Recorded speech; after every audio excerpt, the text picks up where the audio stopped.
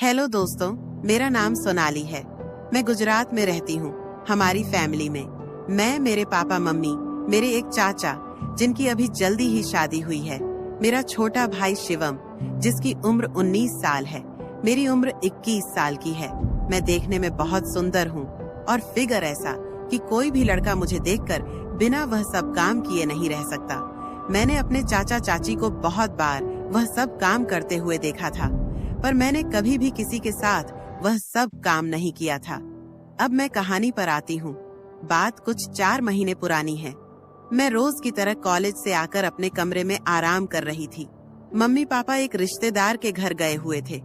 मैं उस दिन कॉलेज से जल्दी आ गई थी और मेरे भाई को यह बात पता नहीं थी। उसके 12वीं के बोर्ड के पेपर चल रहे थे। मुझे नहीं पता था कि मम्मी पापा कहाँ गए हैं, तो मैंने उससे पूछने उसके कमरे में गई तो वह बेड पर लेटा पढ़ाई कर रहा था और कमरे का दरवाजा खुला था, तो मैं बिना खटखटा ही अंदर चली गई। पर रोहन मुझे देखते ही डर गया और एकदम से उठकर बैठ गया। मैंने पूछा, मम्मी पापा कहाँ गए हैं? तो उसने डरते हुए जवाब दिया कि वो लोग बाहर गए हैं। मैंने उससे पूछा, क्या बात है, तुम इतना डरे हुए क्यों हो?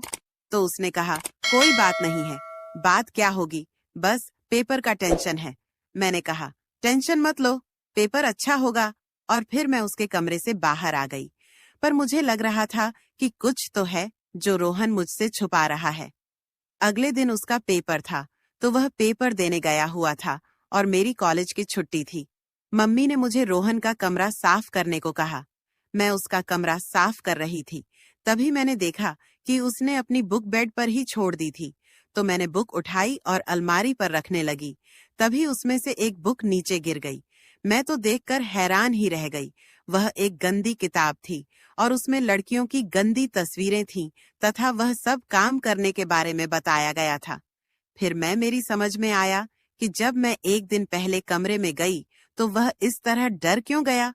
पहले तो मुझे बहुत अजीब लगा। फिर मैंने सोचा, कोई बात नहीं। मैंने इस बारे में किसी को कुछ नहीं बताया। पर मेरे मन में मेरे भाई रोहन के लिए भावनाएं बदलने लगीं। हमारे यहाँ लड़कियां सिर्फ सूट ही पहनती हैं, तो अब मैंने रोहन के सामने बिना दुपट्टे के जाना शुरू कर दिया। मैं भी उसको देखना चाहती थी, पर वह कुछ नहीं बोला।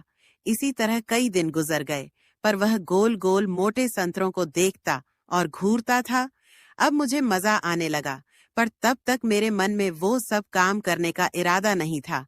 फिर एक दिन अचानक किसी रिश्तेदार की मृत्यु हो गई, तो मम्मी पापा को वहां जाना पड़ा। उस दिन मैं और रोहन घर में अकेले ही